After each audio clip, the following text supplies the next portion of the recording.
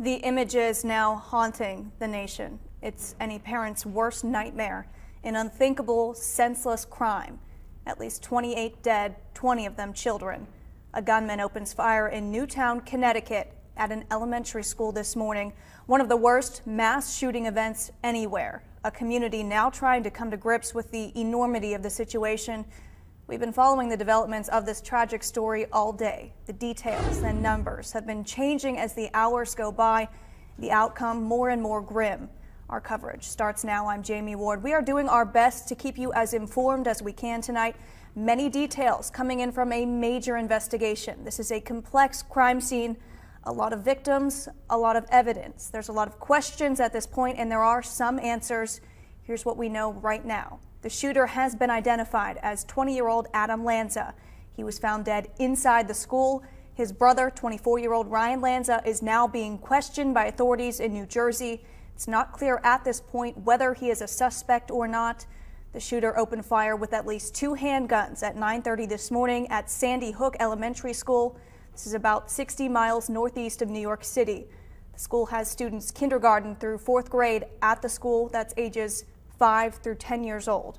Authorities have confirmed the shooter's mother is a teacher at the elementary school. Her classroom was one of 2 targeted by the shooter. She, along with some of her students, are among the victims. Separately, a dead body was found at a secondary crime scene in Newtown. We are hearing this is someone who lived with the shooter. The motive still not known at this time.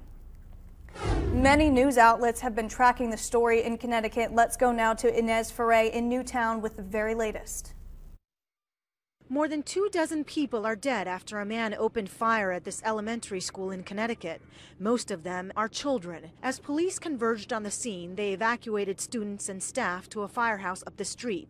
An 8-year-old boy told CBS News what happened.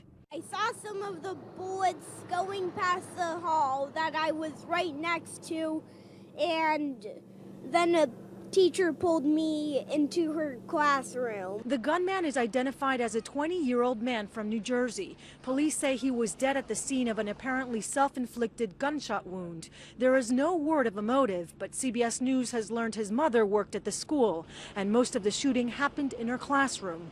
When police arrived at the suspect's address, a body was found in the home.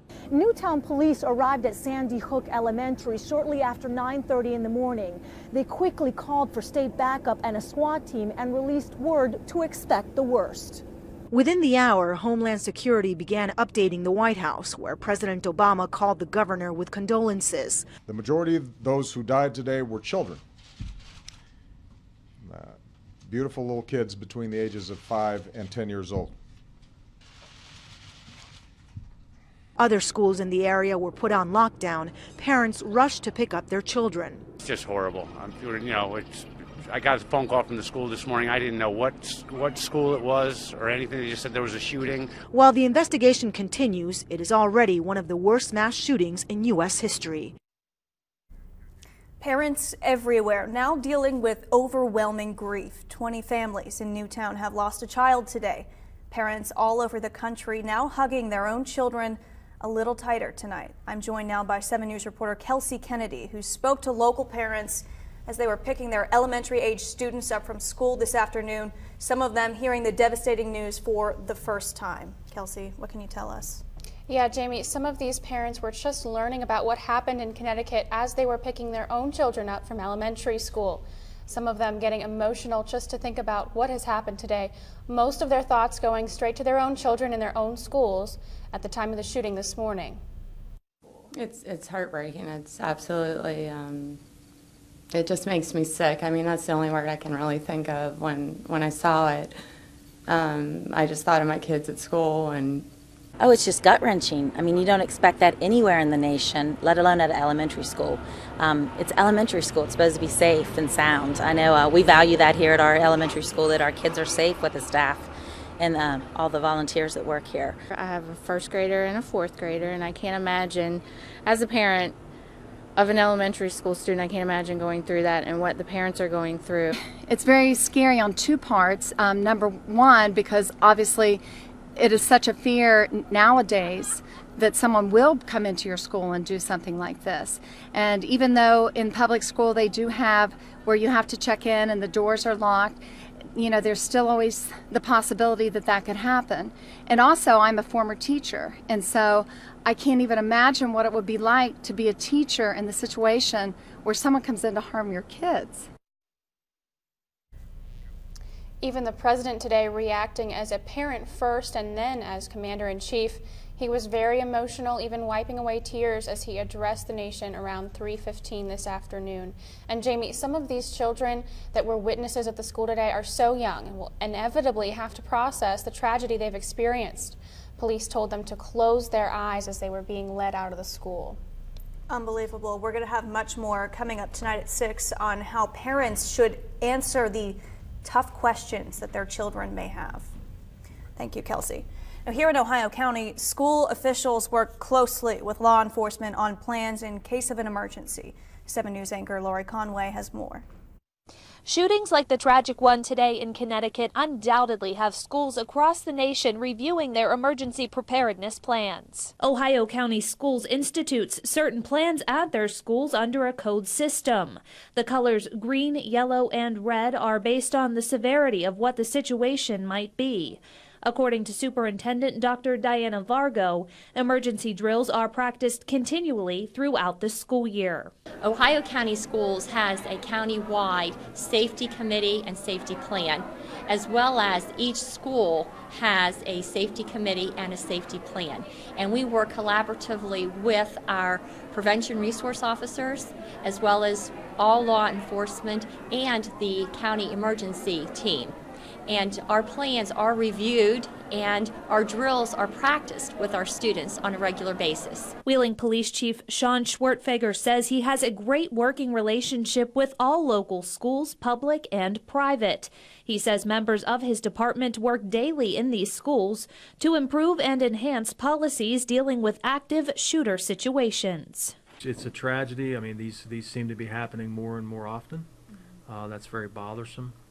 But it's also very much evidence as to why we need to train and be prepared to try to prevent, if we're able to, these types of situations. It's just very tragic.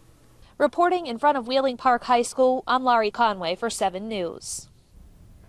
Again, 20 children, 6 adults, and the gunman also dead in this shooting. This is not the first mass shooting that many of us have seen in our lifetimes. On May 18, 1927 in Bath, Michigan, 45 people were killed and 58 were injured. Many of us remember the Columbine High School shooting back on April 20th of 1999, in which 15 students were killed and 24 were injured. On April 16, 2007, a similar shooting took place at Virginia Tech University. And although not a school shooting, perhaps the shooting that is most fresh in our minds, the Aurora, Colorado shooting that happened just this past summer at a packed movie theater, killing 12 people. This latest shooting is believed to be the second deadliest school shooting in American history. Now, we're going to be updating you throughout this newscast on the progress of the investigation in Newtown, but right now we're going to take a moment to check in on our local weather conditions. Another day filled with sunshine in the Ohio Valley. Here's a live look over the highlands tonight. Let's get quickly to Chief Meteorologist Dr. Dave Walker for a look at what's headed our way. Good evening to you, Doc. Well, good evening, Jamie. It certainly was a nice weather day around here, and tomorrow's looking warmer, but more clouds. We'll look at the satellite and radar for you, and high pressure is still hanging over Virginia. The next system will be coming in from the west, and you can see it already taking shape there in Texas. In fact, as we go to our Storm Tracker 7 Live Doppler HD, those bright, shiny areas of flashing lights, those are thunderstorms, and already about 25 reports of severe weather in Texas. That system arrives probably on Sunday. How will it affect us? We'll let you know. Let's head back to Jamie for now. On to a few stories developing here locally. An alleged sexual assault occurred at Wheeling Park High School. It's now being investigated by Wheeling police. The incident is alleged to have happened at the high school around 4:30 Thursday in a room that was off limits to students. Authorities say the victim and suspect are both students at Wheeling Park and they know each other. School staff alerted Wheeling police when they learned about the allegations. The police report said the victim was treated and released at Wheeling Hospital. New developments in the case of 2 Steubenville teens charged with rape. Hamilton County Judge Thomas Lips set the trial date for February 13th, 14th, and 15th. Those newest details coming from a closed-door meeting between the judge and attorneys. One of the defense attorneys filed a motion for the two defendants to be tried separately. However, Judge Lips will make that decision when he receives statements from the prosecution. Until then, the two juveniles will remain under house confinement and will continue to attend the court alternative school. It was Election Day in Wetzel County. This special election had only one issue on the ballot. Let's go straight to DK Wright, back from New Martinsville and live in the newsroom. DK. Jamie, it's a school levy in the hands of the voters today. As we have seen in the Ohio Valley, school levies can become pretty contentious. But this one has a different kind of history. It's been approved by the voters of Wetzel County over and over ever since the 1950s. It's for instructional materials, and that includes technology. And given today's expectations and the Common Core standards, we know that technology is a very integral part of the educational process. It will provide monies to allow us to update and upkeep the facilities here in Wetzel County schools. It also will allow us to expedite the process of updating the transportation fleet. This levy will bring $5.6 million into the school system over the next 5 years. They say the last one passed with 82% of the voters approving the measure. So they are hopeful it will be renewed again when the votes are counted tonight. Reporting live for 7 News at 5, I'm DK Wright. Jamie? Marshall County residents will head to the polls tomorrow to vote on a special school levy. According to the school board, your taxes will not increase because the levy is a renewal. The levy is up for renewal every 5 years, and the money is used to run the schools. Some residents in the area have voiced concerns that the rate is too high. Stay with 7 News for continuing coverage. In Wetzel County, the new interim sheriff is discovering that things in the sheriff's department were left in a state of chaos and disarray when his predecessor left office. Prosecutor Tim Hott tells 7 News the $485 has disappeared from the evidence locker. Guns were missing and unaccounted for, and even routine bills hadn't been paid for years.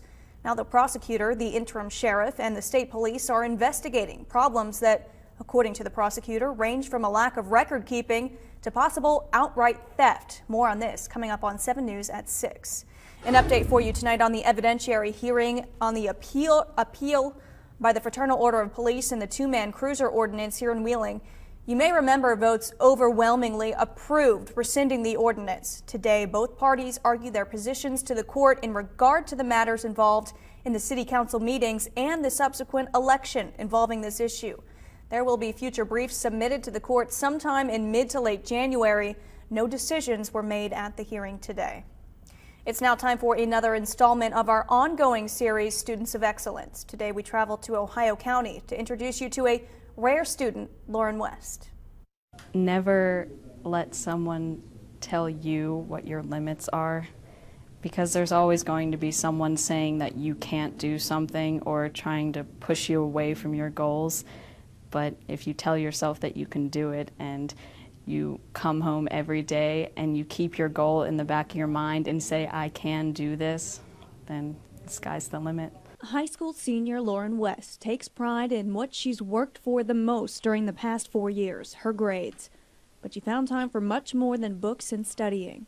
I'm really involved in speech and theater, and even though I'm not swimming anymore, I still sing the national anthem all the time for their swim meets, so I still like to be involved as much as I can. Singing has served as a form of stress relief for Lauren. She's won several awards for it and a spot in the West Virginia All-State Chorus. Lauren's choir director said music is as much a part of Lauren's life as breathing. Lauren looked up to her brother during high school. She said his intelligence and willpower had a big impact on her. I wanted to be just like him. I wanted to be successful. But my mom was the one who always pushed me and always let me know that even if I failed, that I could still come back and I could still make something of myself. Lauren is a second-year member of the Young Patriots, has attended the prestigious Governor's School for the Arts, and is a member of the very competitive Wheeling Park High School speech team, all while earning a 5.0 grade point average.